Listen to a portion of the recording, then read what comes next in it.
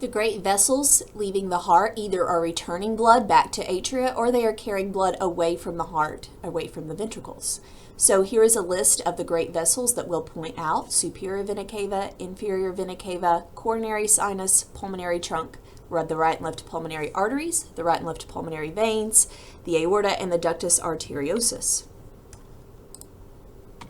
Looking at an image of these, following my mouse, remember that blue means oxygen-poor blood and red means oxygen-rich blood. Going into the right atrium is the superior vena cava, as well as going into the right atrium, the inferior vena cava from the bottom. You can also see the superior vena cava and the inferior vena cava from the posterior side of the heart.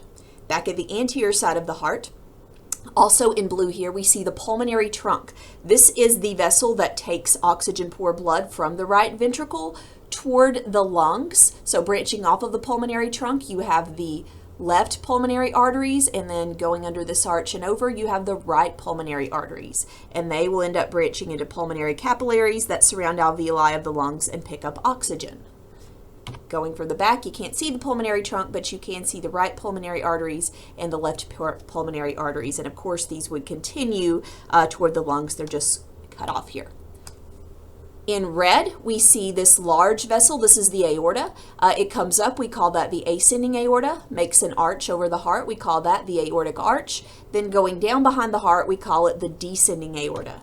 And we can see that as well here: ascending aorta, aortic arch, descending aorta.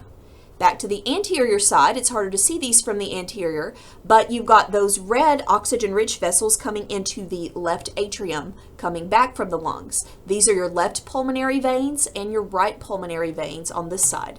Going to the posterior, you have left pulmonary veins and you have right pulmonary veins.